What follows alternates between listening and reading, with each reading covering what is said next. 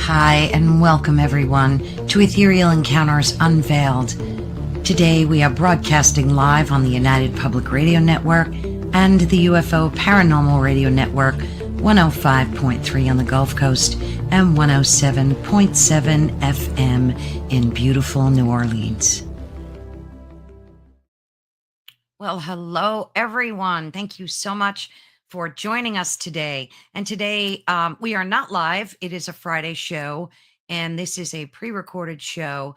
But as I mentioned in some of my other intros, we are opening up Fridays as well for live shows because we have so many wonderful guests that want to be a part of this network. And in addition to my Thursday live at 5 p.m. Eastern Standard Time, I'm also going to be doing a lot more lives on Friday at 3 p.m. Eastern Standard Time. So yes, I'm so excited about that. And again, welcome to Ethereal Encounters Unveiled. Today we're broadcasting on the United Public Radio Network and the UFO Paranormal Radio Network, 105.3 on the Gulf Coast and 107.7 FM in New Orleans. Please be sure and leave your comments and questions, and I'm sure that my lovely guest today will be able to answer them for you. So, exciting topic today. If you've ever felt a prickle of fear walking past a dimly lit antique shop, or if the music cue for Chucky still gives you the chills, then you're in the right place. Today, we're talking about objects that stare back sometimes, which is totally creepy and scary, but we love it. Our guest today, Fiona Dodwell, didn't just write a book about possessed toys. She conducted a masterful investigation into the entire phenomenon, and she explored everything from real-life alleged curses like Mandy and Okiku to Hollywood and how they create the most terrifying doll villains we all know about, Chucky and others. So her new book, called The Dark and Disturbing Cursed Collection of Haunted Dolls, is a deep dive into the history, folklore, and genuine fear inspired by these inanimate figures. So get ready to discover what happens when a childhood toy becomes a living, breathing vessel for something much darker. So let's welcome Fiona Dodwell. Hello. Fiona. Hi. So nice to have you. Thank you for having me on. Yes, so excited. So dolls intrigue all of us. We all get the creeps from them. Even the most pleasant looking dolls can sometimes give you the chills and an uncomfortable feeling. And it's funny because the only doll I have was one that was given to me when I was about 5. And it was one of those Little Women dolls. I don't know if you remember that. They were called Little Women. Little Women. And yeah, and it just, I don't know, it just gave me an uncomfortable feeling. So I put it in a plastic bag and hid it away in a drawer. But it's just one of those things. And she's the cutest thing ever, but I just, can't vibe with it. And that's not the only thing. It's not only dolls, it's other toys as well, obviously. So I read your book and I absolutely loved it. It was such a good, comprehensive guide about all different types of dolls and toys and what to do, like if you're faced with something that seems creepy or haunted. So I'm going to let you talk about yourself for a little bit. Tell us who you are and how you got into all this, and take it away. Yeah, so basically I've been into the paranormal in a sort of the general kind of subject since I was a child, really. I think I was about 9 or 10 when I started reading the Point horror books, as a kid, and just enjoyed like that feeling of being scared and that creepiness. And then as I got older, I started reading sort of like Guide to Haunted Places and going for Sunday walks to graveyards, and I just loved anything that was creepy or macabre. And I just spent my whole sort of childhood and my adolescence really sort of throwing myself into the subject. And then as I got older, I just started to really go into the researching aspect of it. So I spent a lot of time reading, kind of going deep dive into cases that were some that were well known, some that weren't. I just really threw myself into it, and along the way, stories like Annabelle and Peggy the doll just really gripped me. This whole idea that it's not just a house that can be haunted, but dolls and objects too can be spirited. So that really kind of stuck with me, and I saw that there wasn't really a huge wealth of information out there on that subject. You know, we have a whole kind of array of books on hauntings and haunted properties and possession and demons and all sorts, but there was very few things out there on haunted objects. So that's when I made the decision. So I wrote my book. It's called A Cursed Collection of Haunted Dolls, and I just put everything into it, really. I just really went as far as I could, researching cases, analysing everything, looking at it from all angles, and then just putting it in a kind of a comprehensive collection so that other people that had an interest in the subject could have a look through and then decide how they feel about it at the end, sort of giving it to other people and leaving it for them to judge how they feel and where they land on believing or not. Yeah. I'm sure that through the years of you investigating, you've had to have a lot of high strangeness things happen to you. Um, is your life filled with them, or were they just occasional? Like what has that been like for you? For the most part, you know, especially at the beginning, it was more just that the sort of reading and researching side of things. So I wasn't like personally experiencing things in that way. It was more just me kind of learning from other people's experiences, really. But the most interesting thing to come out of writing the book itself was getting in touch with somebody who had purchased a doll, and they were actually a skeptic. This person was a skeptic, but just for a bit of out of interest, really, they'd purchased this doll and said they were going to spend 2 nights in a hotel and just see if anything would happen, do a recording and leave sort of dictaphone running overnight, see if they could pick up on anything. And the end result for this person anyway was, at the end of it, they were convinced that there was something, some energy attached to this doll, and they ended up doing something similar to your little women doll and putting it in a carrier bag and locking it in the boot of their car.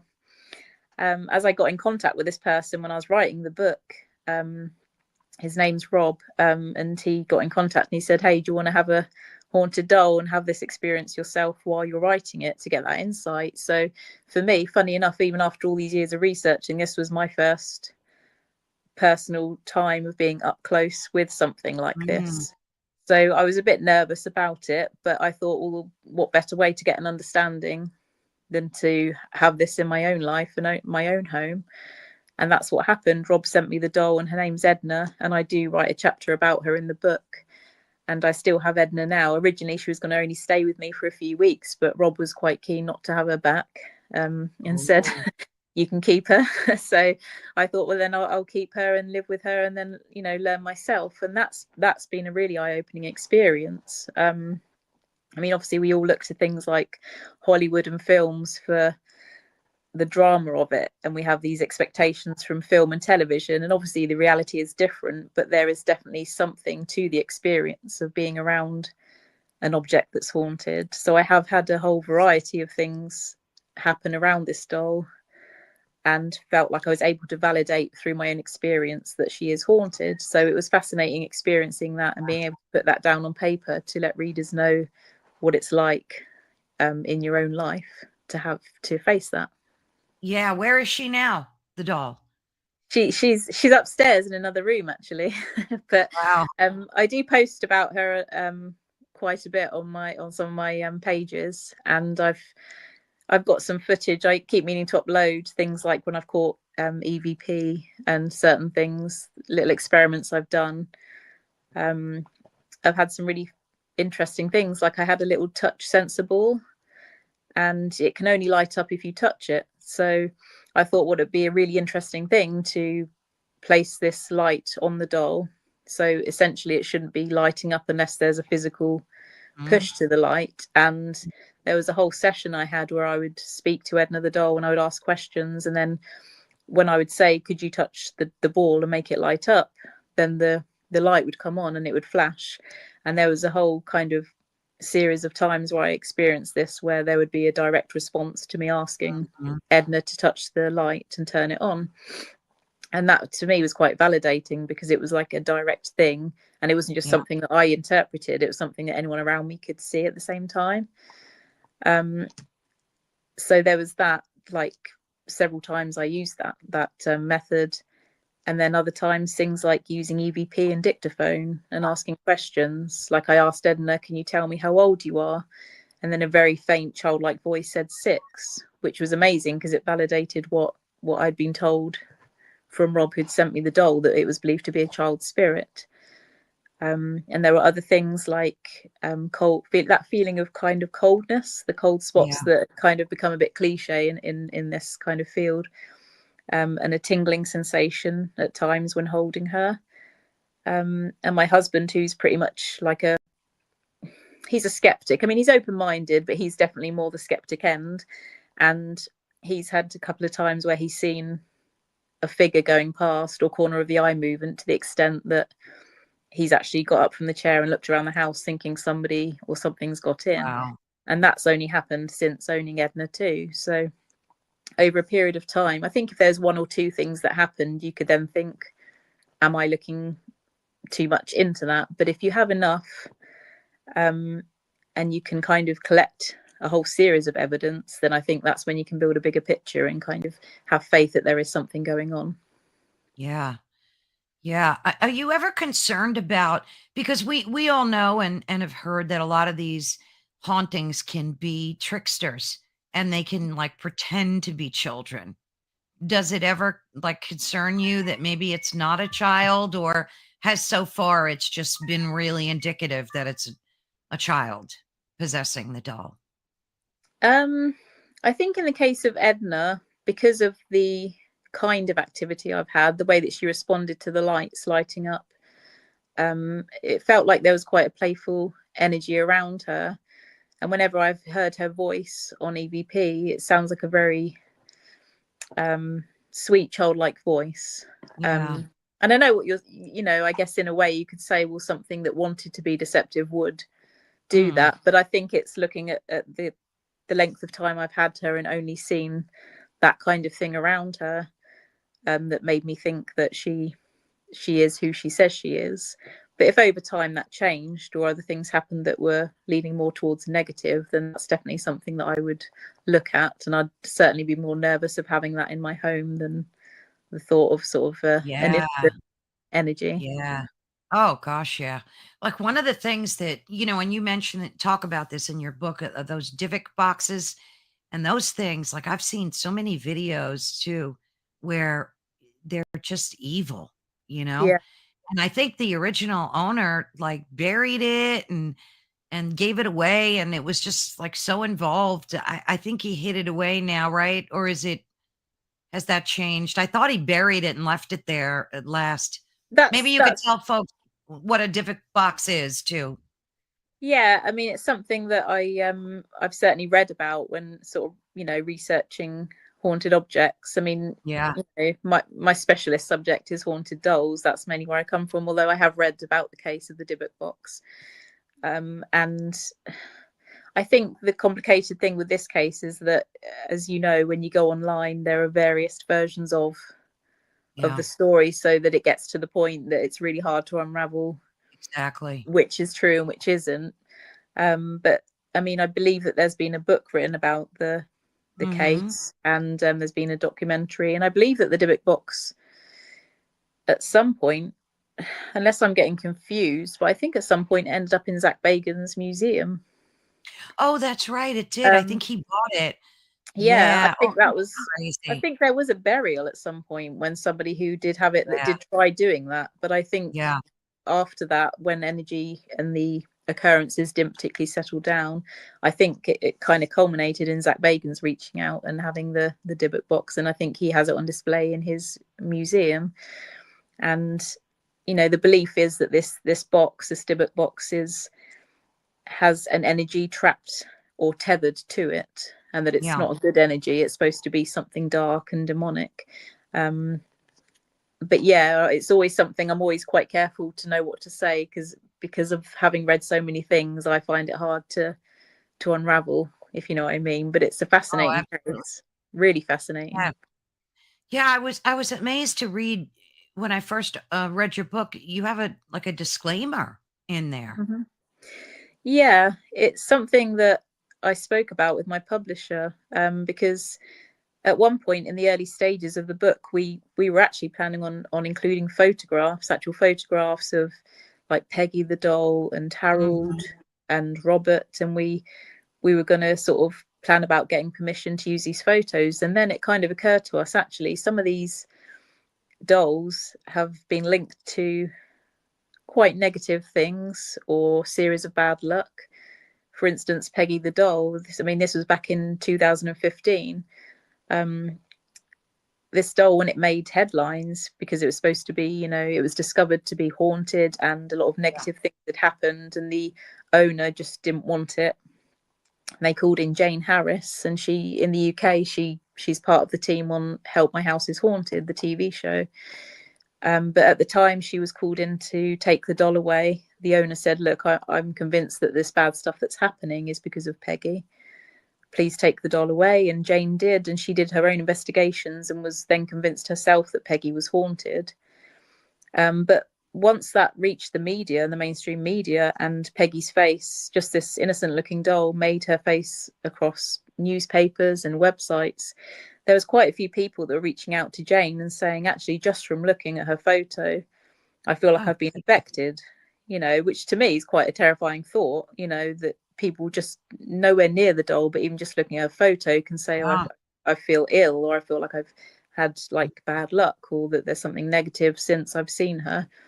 So we thought in the end, even though it would have been fun to include photos in terms of how the book would have looked in a sense, it just seemed too risky, because we thought, we want readers who believe in this aspect of the paranormal to want to read the book and not think, well, actually, if there's a possibility that Robert the doll, who's also known for causing a bit Yeah. of mischief through photos, and Peggy, we thought then it's just not worth the risk. So we put a disclaimer that researching these dolls might carry its own risk, but it's also safer perhaps not to include the photos, which is why we Yeah. hired an illustrator who drew pictures of the doll, and then those pictures were included instead. So I think it was more just a case of being cautious, on the off chance. It probably would have been fine, but I certainly wouldn't want to, have anything out Yeah. there that influenced someone in a negative way. So Yeah, because that's not good for book sales either to no, exactly. want to do that. So Yeah. definitely a good idea. It's also, I guess good fortune that while you were researching and doing all this, nothing affected you really, other than the doll that you got, but nothing really negative. Have you did a lot of research into haunted homes and tours and stuff and never had any effects from that as well? Or is it just dolls that you primarily researched throughout your life? I have spent a great deal of time looking at all aspects, really, because I said it's like almost, I could say it's been a lifelong interest. So through Yeah. all the recent years, I've looked at everything. I've studied demonology and theology and exorcism, and Mhm. I've gone on regular paranormal investigations as well. I've even joined the Most Haunted team a few times over here in the UK on locations, and being able to investigate with them. So I'm definitely interested in all of it, and I have had experiences over the years, to the point where I've had that feeling before of, I'm not even somebody who considers myself sensitive really, or psychic. I don't claim to any gift that way, but I've had the experience of walking into a room and suddenly being overcome with a feeling of like, this is really bad. I feel sick. I feel Like suddenly dread. claustrophobic. Yeah. Yeah, a Yeah. sense of dread. And that to me was really linked with the property, and that was quite overwhelming, because it was the first time I'd experienced anything that felt so palpable so immediately, just from walking into Yeah. Yeah. a seemingly innocent room. um, and I have sort of been to places like, I remember one evening investigating, it's called the Raggedy Museum in London, and it used to be a Victorian school, and it's now opened as a museum. And I sort of went there and did an investigation, and sort of interesting doing those kind of nighttime experiments where you're doing things like calling out and trying to use your senses and trying to collect evidence. That was one of my favorite locations. So yeah, I've definitely kind of looked at the whole spectrum of things, but in my experience, I certainly haven't had anything where I felt like something awful has Like followed me followed you home. home. Or Yeah. I've not, I Yeah. mean, it's certainly something that's crossed my mind. Yeah. And I've had quite a few people say to me, you know, did I feel a bit wary writing about Robert, for example, or Annabelle, because they're often linked to bad luck. And it was in the back of my mind, you know, would I be drawing some unwanted attention there from writing it? But, you know, fingers crossed anyway. I don't want to tempt fate, but Right. I have had, you know, like I said, I've had experiences with Edna the doll, but I've not had something that's felt like it was threatening or negative. Yeah. Yeah. Plus, I'm sure you've got like grounding techniques and things you do to protect yourself. And I'm sure that that helps as well. You know, we all need to do that just on the daily, but especially if you're going to cemeteries or anything like that, it's always good to make sure that, you know, you close a session and don't invite any of those buggers in. Yeah, absolutely. Yeah, I think that's really important. Absolutely. Yeah, definitely, definitely. You know, it also amazes me that like this genre in particular, and even with like UFOs and extraterrestrials, we have a lot of good footage before AI. Like, so you can't blame it on AI and say, well, that's fake. It's AI. Because nowadays you don't know Mm-hmm. what's real and what's not. But back in the day, you know, like I've watched like shows, my dog, sorry, he's a barker. That's all right. I've watched so many, such a fan of all the paranormal ghost shows and all of them. And, you know, those you can't really trust 100% either because they want the jump scare, you know, so they're going to propagate that. But I've seen a lot of good footage that is very believable. And yet, it's still frowned upon. Like even when you talk to people about like, and I'm sure you've experienced this, you know, your line of interest and work. Mm-hmm. And a lot of people just think it's, you know, woo-woo hogwash stuff. And do you get that still when you talk to people and tell them the kind of books that you're writing or and things like your whole past career of interest? Do you get that, or is it better now? Like, are people more accepting of it? I think it's a mixed bag, really. It's a good question because in one way, like there's been a few conversations when people have said to me, oh, what's your new book about? And I've said, oh, it's about haunted dolls. And then there's been a few people that have given me a look like, oh, you know, Yeah. are you serious? You know, that they can't quite believe it. So I've had a few responses like that where there's been like genuine surprise or people think it's almost amusing. But in another way, I think to a degree, perhaps the shows like the kind of ones you're talking about have probably opened up the conversation more. So whether you're a believer Yes. or a skeptic, it's certainly put the subject Yes. of the paranormal on a wider landscape there. And Mhm. it's got people talking, it's got people thinking. And I suppose you're always going to get people that say, well, it's on TV, so it can't be true. Well, Right. I don't necessarily agree with that. I'm not going to say that, you know, that there's a complete trust in every single production out there, every single program. Yeah. I'm not saying that, but I'm saying just because something is on TV or there to entertain you, it doesn't necessarily mean that they have bad motives or that they're doing anything wrong either. So it's just a case of being open-minded. And one thing I've certainly appreciated with shows like that is at least you're getting to see locations explored that I would never be able to, that many other people wouldn't be able Right. to. So you're getting past that and getting to see places that would be a complete mystery to us otherwise. So there is that aspect to it, even from a historical perspective. Yeah. Some of the wonderful locations we get to see now because of these programs. But I do think, I do think there's a shift. I think people seem more open-minded, but you're always going to get people who frown upon it, either for their own beliefs. Perhaps it could be a Mhm. religious belief where they're not comfortable, or people who just think it's fairies at the bottom of the garden, like the people who laughed when I've said, oh, it's about haunted dolls. But I don't take that to heart. Everyone's Oh, coming from their own, yes.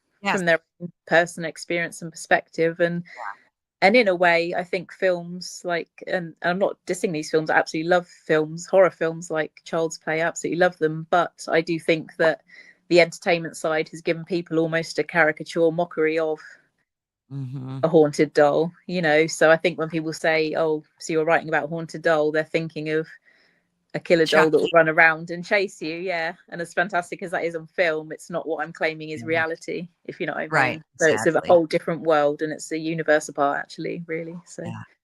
Yeah. So you said that you've done a lot of research into like exorcisms and demonics and stuff like that, right? hmm Um, do you find that a lot of the are any of the dolls ever possessed by good forces where they've done like positive things or been beneficial to someone's life? Or is it always, a haunted, creepy, scary doll? I think there's a psychological aspect to it where there are people that are just creeped out by dolls, full stop. So Mhm. there's an element of it where if you see a doll and you think that something paranormal is happening around it, there's a link in your mind that's quite easy to go to of that's scary, that's Right. creepy, that's wrong. Whereas I think that's a conclusion that you can jump to without it necessarily being negative. Mhm. So for, having read so many cases, there are cases, of course, that you will have heard of, like Peggy and Robert the doll, which did have a negative aspect to it. But there are just as many cases out there of dolls that were haunted, and they were just happy, regular Yeah. spirits of people that were just like you and me, who are still here and are just trying to express themselves. And that for quite a lot of the time, the fear that we're interpreting is actually just because we're experiencing something of the unknown, and not because there's an intention of scaring us from the spirit themselves. So I Yeah. think it's That's so important to true. remember that distinction, that dolls can look creepy, and Hollywood has done a good job of making us see them as creepy as well, which I understand. But I think it's always just good to remind ourselves that activity around something, whether it's a doll or an antique or a house, just because there is activity, it doesn't necessarily have to be interpreted as a negative thing. I think you have to take that on a case by case basis. Yeah, yeah, absolutely. It's funny. I saw I think it was a TV show where they had this one restaurant and people would bring dolls with them and like big dolls, almost like the size of a child, and they would put them next to the like on the lunch table and treat them almost like people and get them Really? lunch. Yeah, it was the most it just stood with me because it almost reminded me of like how you create a trope, how you put your energy into something and make it real. So like I'm wondering if and you do a beautiful job in your book of, historically, like going back to the how dolls were created and the types of dolls that there were. So that was really interesting. But I'm just wondering too if in the making of a doll, if since it's such a creative endeavor, well, maybe not so much anymore. They're probably all Mass manufactured produced. mechanically. hmm But I would say for like a doll maker, you're sitting there and you're working endless hours on this doll and you're creating something from nothing, and maybe that person is like putting that energy into the doll, whether it's good or bad energy. I mean, have you hmm ever run into stories like that too, like from a doll maker that created a haunted doll? Or I haven't specifically come into contact with that directly, but what you're saying does tie into one of the theories about how a doll can be haunted, because right. there are a few theories out there, and one of the theories is the stone tape theory, which is basically when something around you, whether it's the land or a house or an object like a doll, can absorb the energy. And I think it's possible that if somebody is either been the creator of a doll and has spent hours and hours, months perhaps, creating something, Mm-hmm.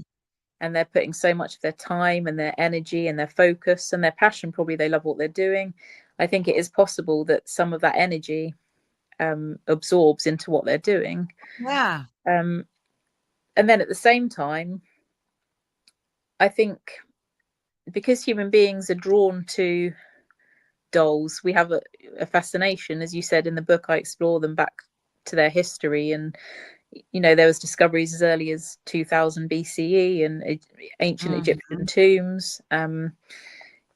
People are drawn to dolls. As humans, we are drawn because of them being human looking. They're very human-like vessels. They have eyes, faces.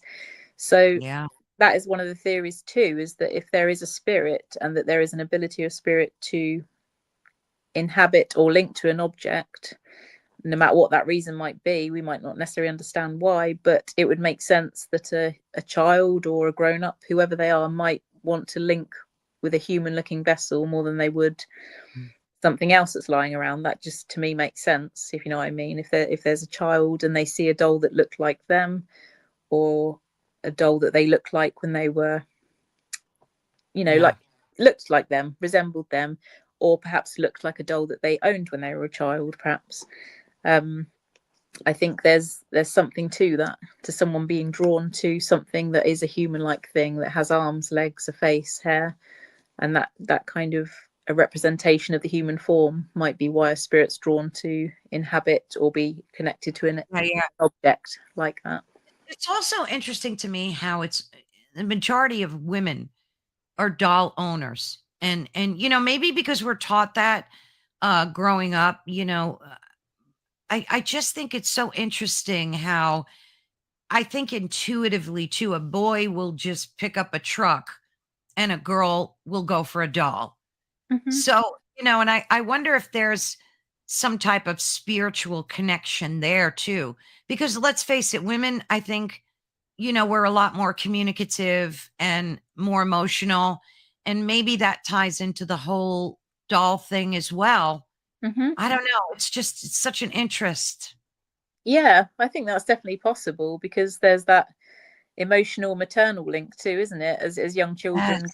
girls typically play with a doll and they want to hold it, hug it, have it to Yes. bed, Nurture it. and treasure it. Yeah, and they're the kind of things that even in adulthood we keep quite often we keep these dolls and we put them on shelves, and we keep porcelain dolls as collector's items. We do seem to, as women, have a link to them. So whether that's rooted back Yeah. in memories of childhood, but perhaps that emotion that Absolutely. we feel towards dolls might also be a magnet for spirit to know they're going to be responded to in some way in a vessel Yeah. like that.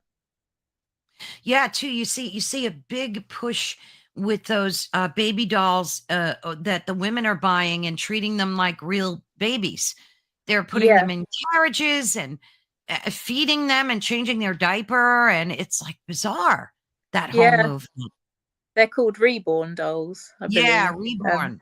and some of them are so lifelike. I, Yes. I know that there are some people out there, because I've been reading about them, and I know some people have them in therapeutic ways, like if they've Yes. experienced loss or whether it soothes anxiety or something. I know that there's that aspect to it.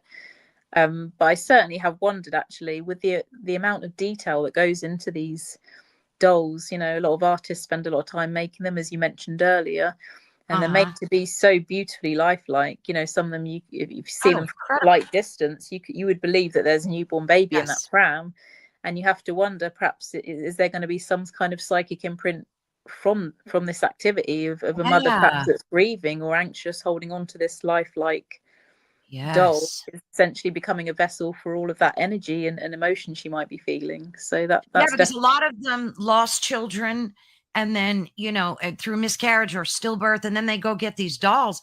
Have you heard of any of these newborn dolls having possessions or hauntings or anybody complaining about that?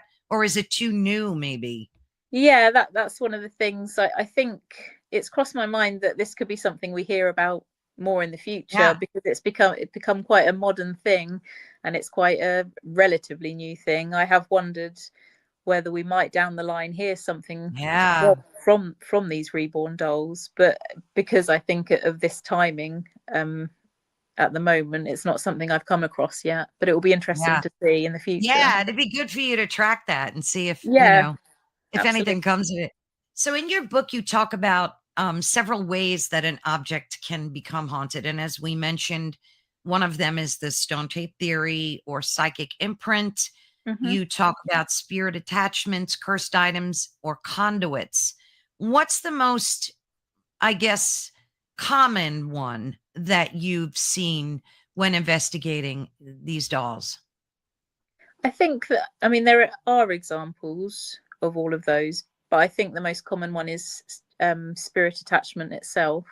Mm, I say that because a lot of the cases that I look at do seem to have active and ongoing intelligent responses and activity around it. It doesn't seem to be like a dormant energy.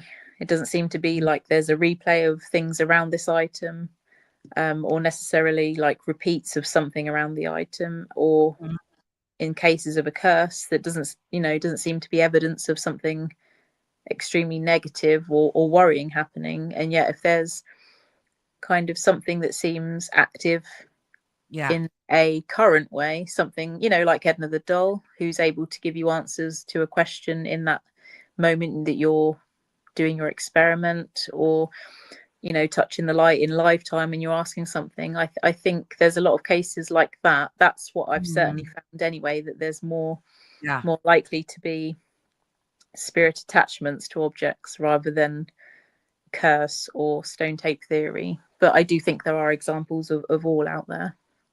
Yeah. Well, that doll, Annabelle, um, she's gotten like a lot of publicity. And I think in the past like 6 months, wasn't she attached to the previous owner's death? Like I read a story where like everywhere he took her on tour, like buildings were getting on fire and then he passed away. So Yeah, she's still out there wreaking havoc, huh? I know, it's fascinating, isn't it? Because you have this case that we're all familiar with from the Yeah. 70s, and isn't it just amazing how even now in 2025 we're still seeing current events being shaped or attributed to Annabelle. Mhm. So I mean, obviously the story itself of Annabelle is fascinating, but it's just as interesting now to see people who are following her journey now and seeing what happens around her. I mean, I think it's always a good idea to take a step back, and I would say this about any case really. Once you feel like you've got to a place where you accept a doll is haunted or a doll that's brought people bad luck, there obviously will always be the temptation to say, oh well, this and that's happened and this is the doll's fault, this must be Annabelle. Right. And I'm that, Right. I'm not, that's not for me to judge either way. But I'm just saying it's always helpful to do that, because Yeah. as a person who believes in these things, you don't want to go down the route of confirming your own bias all the time. Bias. Yeah. Yeah, you want to go through and kind of look at things with an open mind. But yeah, she's certainly been making headlines, Peggy has, and obviously that tragic death. I think it was Dan Rivera. Yeah. Yeah, Hmm. that was awful. That he passed at at quite a young age as well. But yeah, there were certainly stories as well of buildings. There had been a fire, and there'd been lots of problems Yeah. around Annabelle while she'd been on tour. So, you know, for such an infamous doll, she's certainly still making a mark. And it's quite similar to Robert the doll, actually. I love the fact that you can look at cases like this that are historical, but actually you're still seeing the reverberations of their Yeah. activity today. So with Robert the doll, he's still behind a glass case in a museum, but the museum regularly is receiving letters from visitors saying, we, took a picture of Robert, or we were mucking about or whatever around Robert the doll, and we believe that we've upset him because ever since seeing Robert, we've had bad luck, we've had bad things happen. I feel like there's a bad connection there. And the museum are actually getting letters all the time from visitors saying, please tell Robert that we're sorry, please ask Robert to lift this energy from us. And you can see it on, you know, all sorts of websites online, people saying, oh, I went to see Robert and I did this and I regretted it. And, you know, so it's quite interesting to see that some of these stories that have almost taken on a legendary status because Yeah. they're so Yeah. well known and so infamous, they're still having effects today, which kind of lends validity to their story and Yeah. kind of highlights why they were as well known and powerful as they are.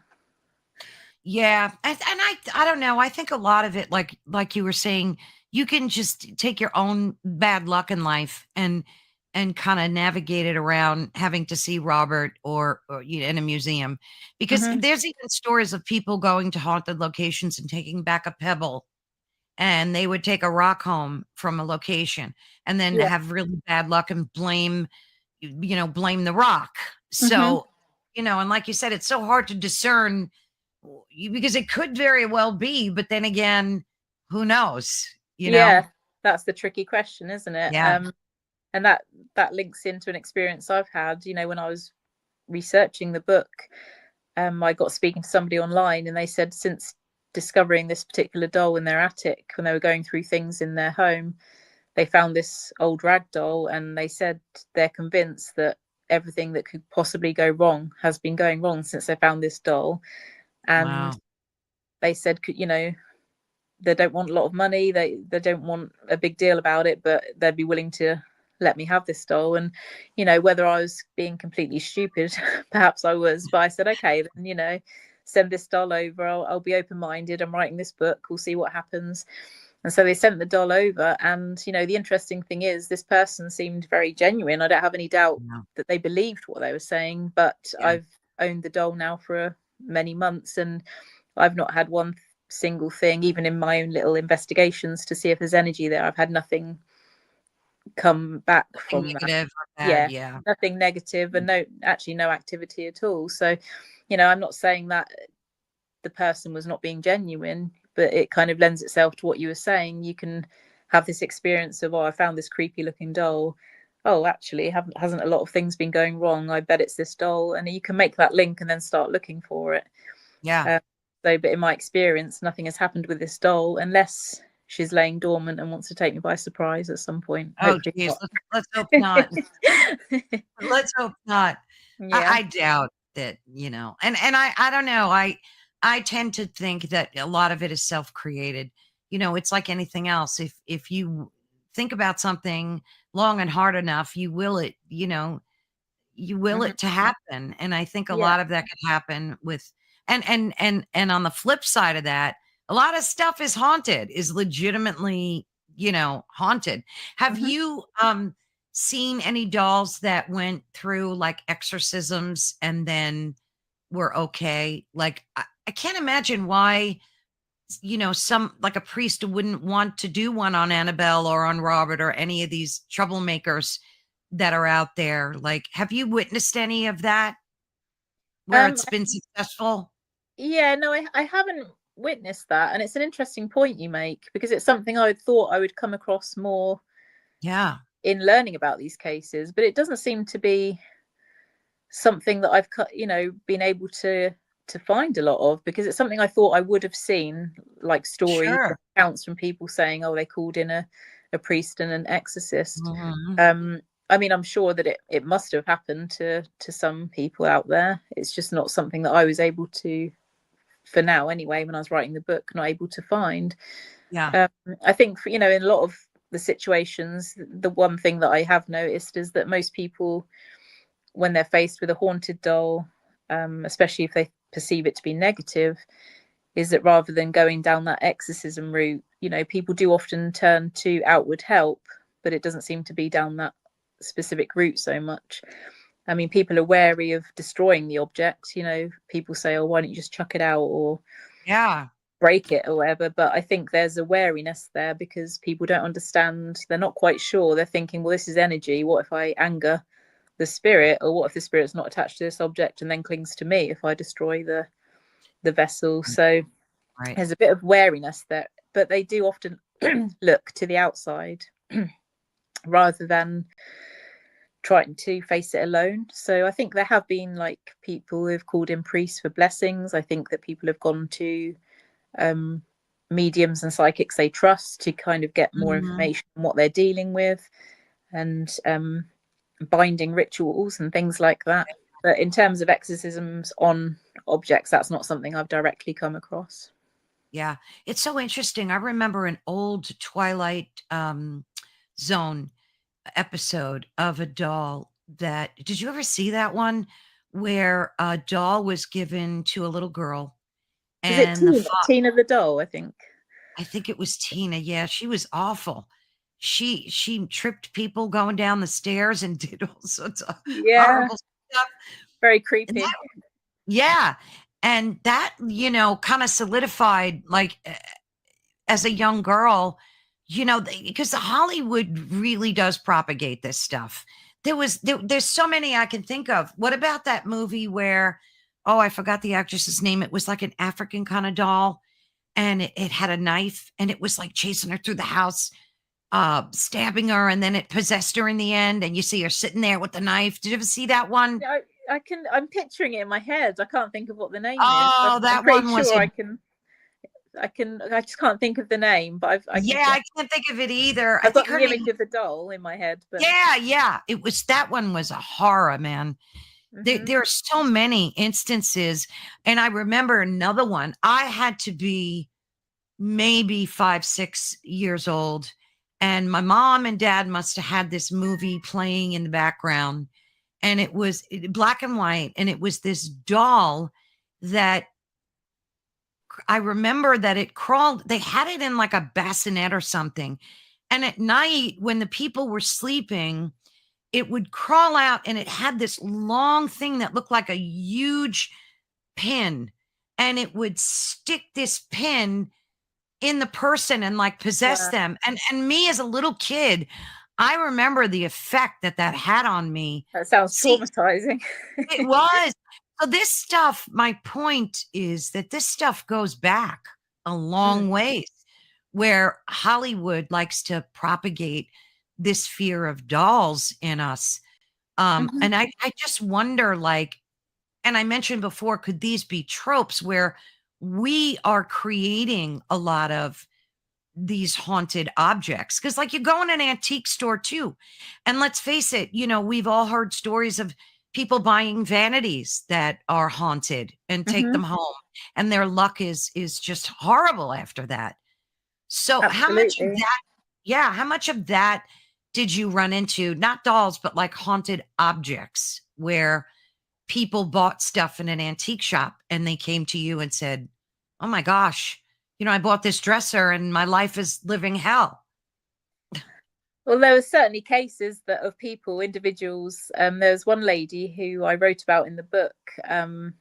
It wasn't necessarily that her life was made like absolutely awful, but it does kind of tie in with what you're saying. People are really unsuspecting, aren't they? And you just kind of in an everyday normal situation, and then suddenly you could be experiencing these really mind-blowing things. So Mm. I did speak to a lady in the book.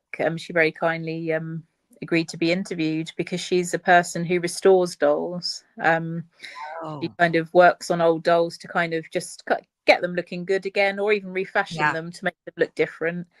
And she's had a couple of experiences actually where she'd kind of had these dolls that she's bought, probably off cheap, like a charity store or an antique shop. And she's done work on them. And over that time, she's noticed that sort of paranormal activity is around them to the point where it Oh, convinced her that this is real and that these yeah. objects have these energies attached. Um, and it's quite an unnerving thought, actually, because it makes you realize it's one of those things, isn't it? It's not as big a deal as saying, well, I'm going to move in this really old Victorian house and it's got all this history there. You literally could go out anywhere and you could buy an object just Yeah. because it happens to look nice, just to sit on your shelf at home, and then suddenly find yourself experiencing something you never thought you would. So just the thought of that actually makes you quite wary. I mean, I'm somebody, with the book I've written, it linked in with an interest of mine because I've always found dolls fascinating within themselves, even outside of the paranormal aspect. And I have to say, since writing and throwing myself into the subject, it does make you wary, because I'd quite often go on eBay or charity stores, markets, and just pick up old dolls that I just thought, oh, this looks cute and stuff. And then over time you realize that sometimes these things do happen, and that there can be a Yeah. consequence to these things just from a really innocent decision. So it does play in the back of your Yeah. mind more, that you could It have really these. does. Mm, Do you absolutely. have a large doll collection at home? What's your collection look like? My collection, it really evolves because I go through phases where I just seem to have phases where I seem to find loads of dolls, and I'll find, a few on eBay all at once, and then I'll go to a store and find another couple, and then it will build up. And then it always happens over the years. It'll get to a point where it's like, okay, I've got too many lying around. It's silly now. I can't fit them on the shelves, and I've got them sitting on the sofa at home, and my friends are coming over and they're saying, oh, they're creepy, put them away. And so inevitably I always end up getting to a place where I always try and Yeah. streamline my collection down Yeah. to what I would call my favorites, and then sell some on. So the numbers change. I had up to like nearly 100 before. Now it's probably more sensible, I'd say around 35 now. And Oh, I that's mainly not too like, bad. yeah, that's Yeah. quite reasonable, isn't it? if, Yeah. if I had my choice, I'd love to have a whole room filled with dolls, because I just find them interesting, just as items, not necessarily always the paranormal aspect. And I do love sort of looking at the old vintage ones and the wonderful sort of artwork that goes into creating them. So if Yeah. I Because could, if the space and the money, I would probably have a yeah, house full. absolutely. Yeah. I've seen people do that where they have a whole entire like room with shelves and there's just hundreds of dolls in there. I mean, and I'm sure that you can flip them and make some good money too, because a lot of them are very expensive. Do you notice the dolls? Like I have a granddaughter who's 8 now. And as she was growing up, it was dolls, dolls all the time. But the dolls they sell today are so very different. Like you can just see the evolution of how they've changed, and they're just not scary anymore. Like the dolls in your image back there, they don't really sell. Kids don't want those dolls. They want the fashion Barbie and the sparkly outfits, and I'm just wondering how too that's going to. Did you think about that? Like how that would affect the whole haunted doll? Because you can't picture, a Barbie doll being haunted. Have you ever run across a haunted Barbie doll? I have seen um, an individual who has had experience with toys Oh that no, look more kidding. like modern Yeah, toys, but it's a lot rarer. It's yeah, not as common, and it's a shame. I mean, in terms of dolls themselves, when you look back to how they were created, sort of 100 years ago, the intricate detail in the clothes and the wigs, some of them even wore human hair wigs, yeah. and the Victorian mourning dolls, and just the beautiful detail in them. They actually Sure. look more soulful, don't they, in a way? Oh God, There's just something about them that they're just like little art pieces to me when I look at them. But yeah, you're right, the evolution of them, when you look at them now, it's almost, I guess, it's a sad reflection of how we've yes, become as a society. I guess in a way, we're very much, what can we produce, how quickly, yes, how much of this can we sell, and it's kind of made dolls a little bit less yeah. individual, a little less soulful. So it would be interesting to see, perhaps in another 30, 40 years, how that kind of impacts haunted Oh, objects, I'm because sure it will. I think it And would. what? Yeah. Yeah, what about that creepy doll, that stuffed animal that's out now? What's it called? A boo boo or I don't. Labubu. What is Yeah. boo boo? What is that demonic thing? Now I they're know. making them actually demonic. So I know, it's crazy. There was just a huge craze that started, yeah. and I know about it because my son got swept up in it, and Oh, did he? yeah, and he was like, "I want a Labubu," and you end up giving in, and before you know it, he's got 3 or 4 of them, and you know, in the end, he had them for like a week, and much like other kids, when they get into their fads, it's already dumped in the toy box before you can, Yeah. which is quite disheartening. So I actually wear one on my bag now when I go to work and get some odd looks from people. Oh, do you? Yeah, yeah, but I think it's just the craze, wasn't it? It just went a bit mad there. Everyone suddenly, oh, I want a Labubu, and nobody actually really knew why. It was almost like it had been a manufactured craze, I feel like, because nobody could really sense, well, where's this come from? Why is everyone Yeah. bothered?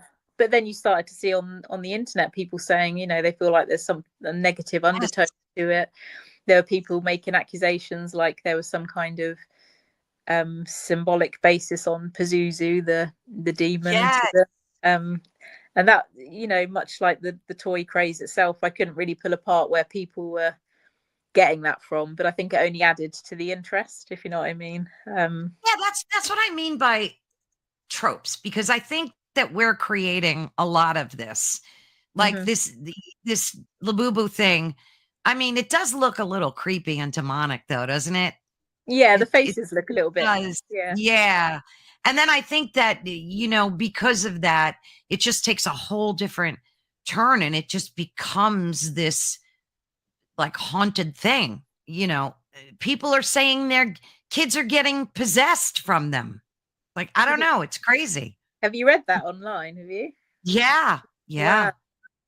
See, I've not I come across have. that yet, but that's interesting, isn't it? That's Yeah, quite an extreme claim of people, isn't it? Yeah. It makes you wonder what they're actually experiencing to make them believe that, and it's like you said, how much of that is organic activity that Exactly. they're experiencing, how much is they're projecting because they believe all these dolls are said to be evil and they're supposed to be based on a demon, and Oh it's my goodness. I yeah. think you could write a book just about that doll. And like by the time you do the research, you could gather up all these stories that you're hearing and have a Labubu, whatever it's called, book about. Absolutely. Yeah, I think that would be excellent. Well, the thing Oh is my that goodness. I kind of already started working on my second book. Oh yeah. And it's funny you say that, because even though it's it's in very early stages, so there's not much I can really go into, but it's a book about objects that are haunted or cursed in general. So rather than an actual focus on dolls, I'm trying to look at the whole subject Yeah. that I can uncover, because as I was learning about dolls, obviously just by the natural connection, you start to hear about this object and that object, and there were so many. I thought, well, this could be another collection all in on its own. Most So definitely. I Most thought it would be definitely. interesting to perhaps do a chapter in this second book about things like the toy crazes and the times where we've linked them to having negative experiences. Because I don't know if you remember the Furbies back in the 90s. Oh, my kids had them. Yeah. Yeah. And people, there was a similar craze with them to the Labubus, with people saying actually there's something creepy with these, that they come alive at night when they should be turned off. They're kind of saying weird things that sound like curses. Yep. And it reminded me of Labubu. So I think I might do a little chapter on toy crazes and how we kind of project these beliefs on them. Yeah. I think Jack in the Box too. That's another one that I hear haunted stories about, and sometimes toys can activate on their own, but then when you see batteries taken out of them, and like you'll see videos of, hey, there's no batteries in here, and yet the thing is still, it's still going. Yeah, those are kind of creepy. Those are kind of creepy.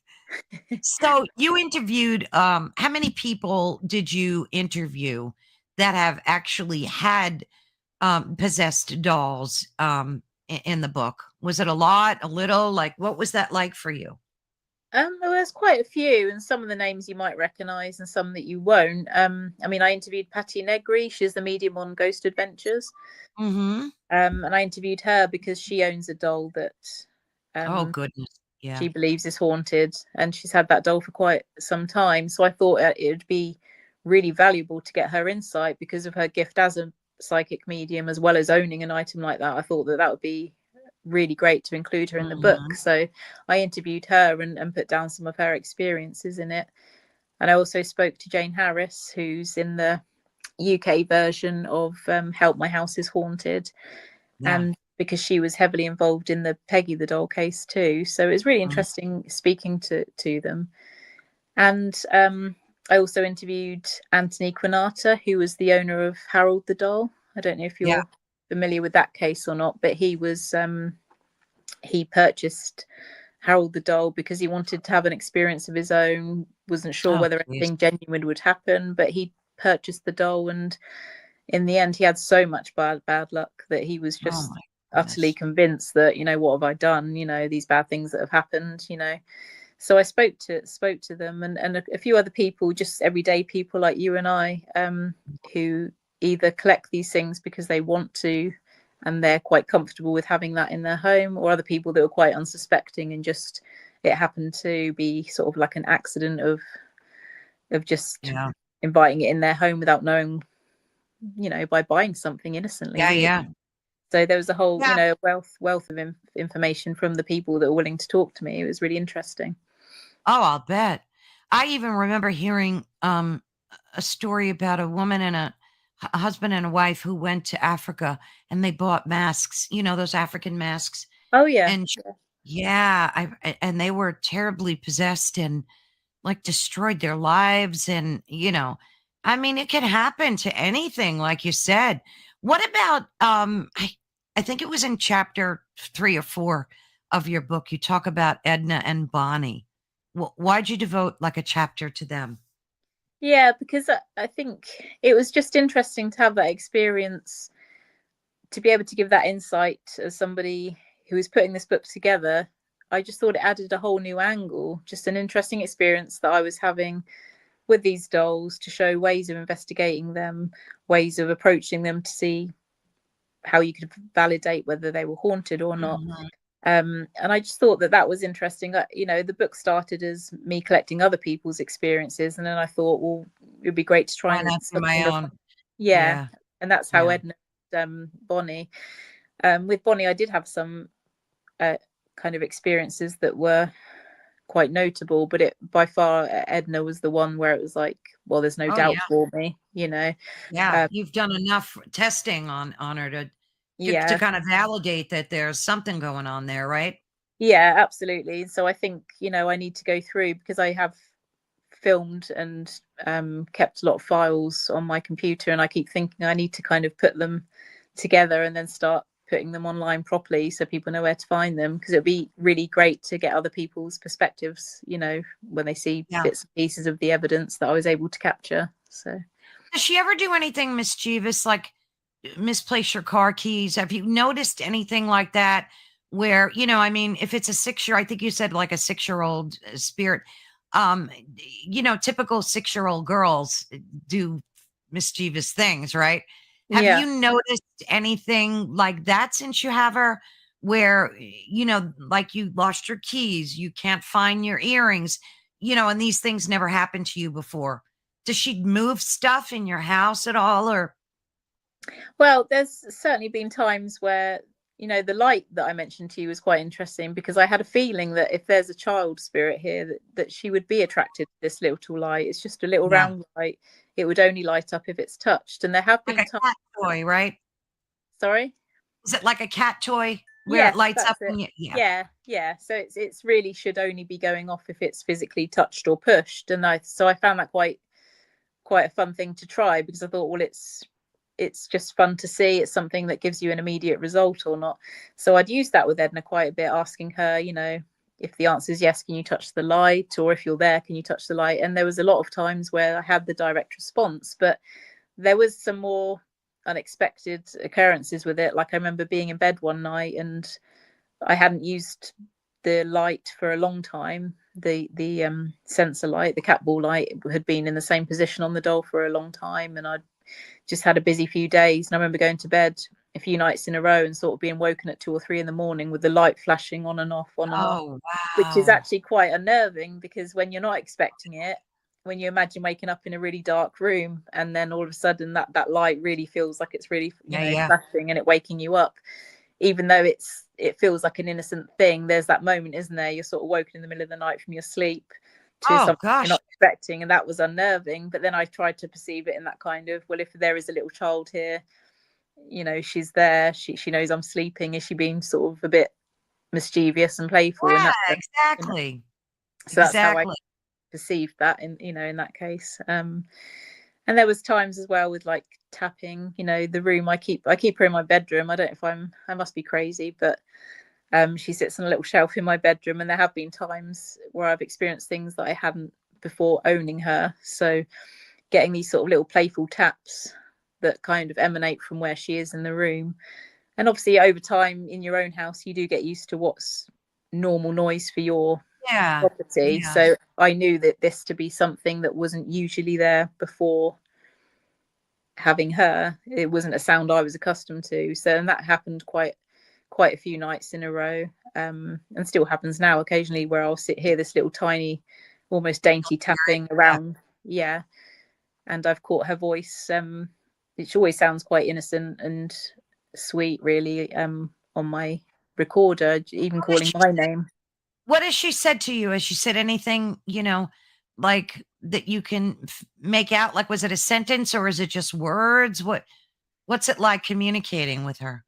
Sometimes it's like there is a few words, but it's really hard to decipher, but it sounds like there's something there. I've had a few times that are frustrating like that, where you feel like you've caught something longer, but it's hard to hear what. But a few times I've heard, a couple of times actually, I've heard her say the answer 6 to when I've said, what's your age, which I found Oh, interesting. yeah. And there's been a couple of times, maybe 2 or 3 times, where I've been doing recordings and I've heard her call my name out. Oh, wow. Which has been really interesting. Just a really tiny Fiona, like that, just a really whispery little Oh my kind of thing. goodness. So Do that you have a video camera on any of your dolls where you record, like, if you're not in the room and you just want to see what's going on? Do you ever do that? no, but I would like to. Yeah. I have filmed some of these experiments. Like I said, I do have the audio files and I've got some video of the lights going on and off, but I haven't actually done a thing where I've left a camera running, and that's something that I feel like I need to do, because it would be amazing to Yeah. get something in an empty house, in an empty room, to actually have something happen. So that is something I need to try, definitely. Oh, I would. Absolutely. Hmm. I would do that for Yeah. sure. Like, I have cameras all over. And not long ago, I was checking one of my outside cameras and I caught 2 orbs, and I never ever caught orbs, and they were amazing because they were huge, and they were coming from under the ground, and they had like a direction. But it's just amazing now with the age that we live in, that you can capture these things. And I think we've all seen videos of dolls that like move their heads, Hmm. when you're not in the room, and dolls that animate when caught on camera. I mean, have you seen any of that footage or during your research, or like what's Yeah. that like for you? Yeah, no, I have seen some examples of that. I know that Jayne Harris, before she became involved in the TV show, she spent a great deal of time. Like, there was a time where she would have, I would say, devoted a lot of her time to investigating haunted objects and dolls herself. And she was quite good, because she was able to document things, as you suggested, like using a locked off camera. And there was Mhm. times that she would put that footage online, and I followed that quite closely, because there was times where you could see the doll or items around that doll moving, and you could clearly see it happening. It wasn't a sort of, oh, was it, or was it a shadow? You could kind of Yeah. clearly see movement there. And there was 2 sisters I spoke to that I write about in the book. They kind of name themselves publicly as the Supernatural Sisters, and they study haunted objects, and they're quite good as well, because they know that there's skeptics out there, but they're great at trying to help validate their Yeah. claims. And they quite often put footage online as well, which I've seen some of, where they have some really interesting results too. So while it's not something I've done yet on video camera, and I want to, it's something I have come across with cases where I have seen it, and that always adds a whole other level to it, doesn't it? Yeah, To see yeah. it. Oh, it sure does. Hmm. Yeah. So you mentioned you're not like, in your words, what you said, like gifted. So you're not like psychic, or never really had experimented with any of that high strangeness stuff, right? So you're not psychic or anything like that. You're just deeply interested in this topic, right? Yeah, it's just literally a passion of mine. It grew from childhood, and then it just developed from there, really. It went from just reading books and ghost stories to then writing about it myself and investigating myself. And it's just been something that's literally a passion. And it feels like, if I called it a hobby, it would feel almost demeaning, because you have some things in your life that Yeah. feel so strong and meaningful that it's more than just a hobby. It's a real lifelong passion and interest. Yeah. So yeah, no, That's I why don't. I'm wondering if maybe, you are gifted in that way. And I don't know, have you ever thought to explore that? Like, I don't know, like maybe do remote viewing classes, or I don't know, like just trying to engage in your intuition? Or have you ever gone in that direction where you felt compelled to, like, well, I have this amazing interest in the paranormal. Like, why? Like, this maybe something, maybe you are gifted in that way and you just don't like see it or Yeah, understand it. I mean, it's possible. It's interesting you say that. It reminds me, my husband said to me a few times over the years, have you ever wondered why you're so deeply Yeah. drawn to this, and could there be something deeper at play? And I'm open-minded, and I think it's possible. I'm certainly open-minded to the thought of kind of delving into it more and seeing if perhaps if there is something within me that a gift that I can perhaps unearth, perhaps if it is within me. Yeah. But then there's another side to it, because although I have a lot of respect for Hmm.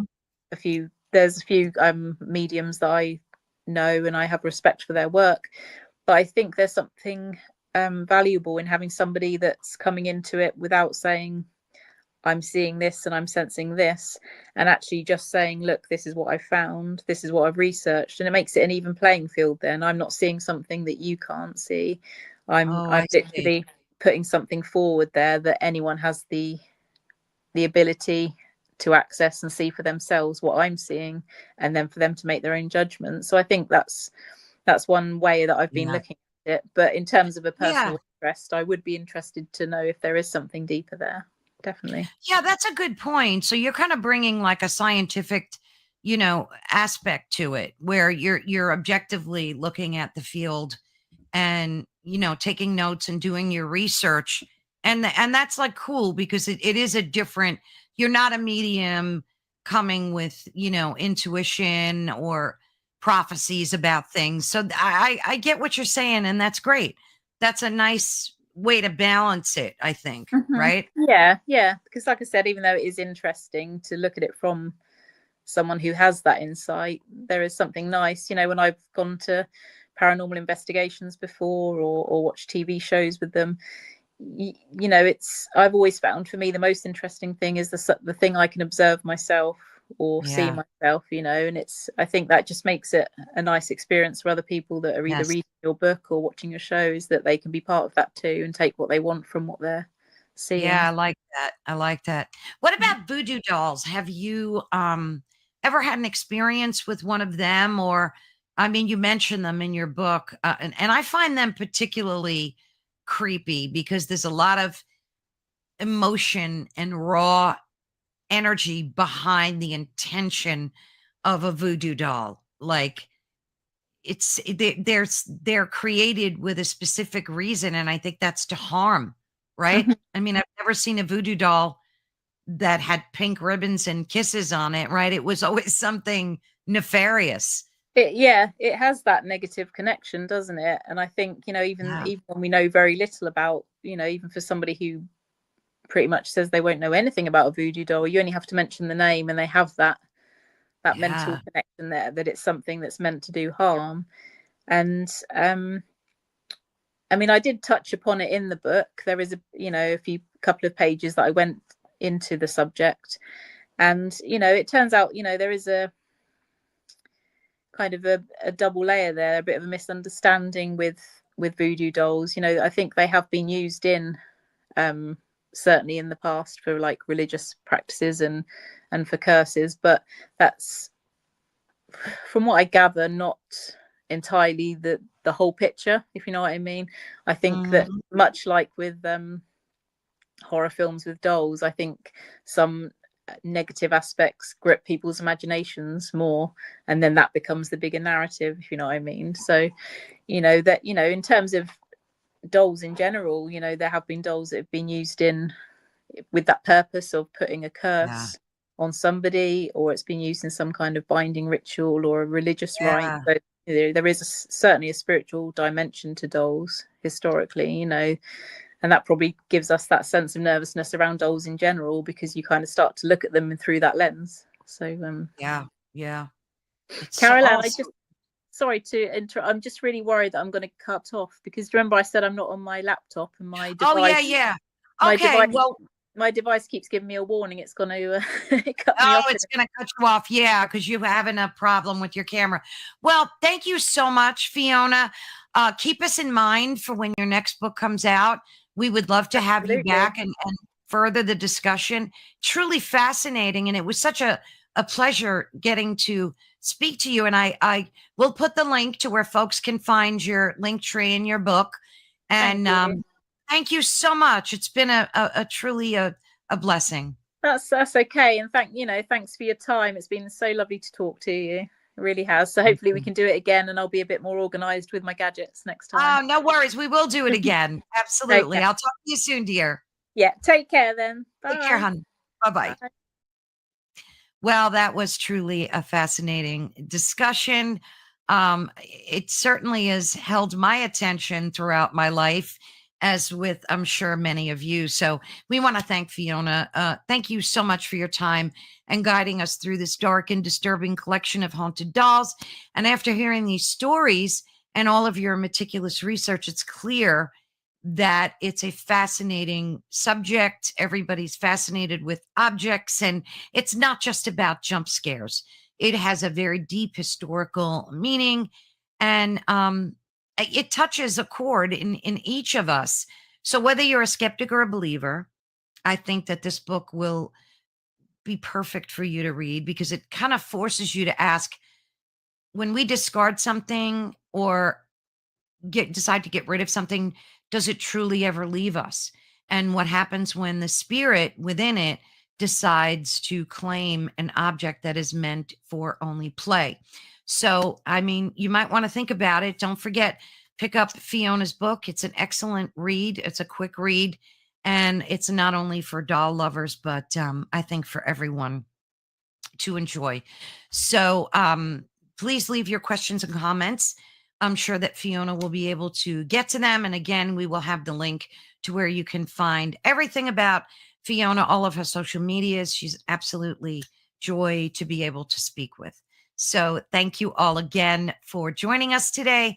And you've been listening and watching us, as I mentioned before, through Ethereal Encounters Unveiled. And we are honored to be a part of the United Public Radio Network family and the UFO Paranormal Radio Network family, which is 105.3 on the Gulf Coast and 107.7 FM in New Orleans. I think I could say that in my sleep at this point. But thank you. Please support all of the other guests that are on this platform too. They would greatly appreciate that. So thank you all so much. Take care and goodbye.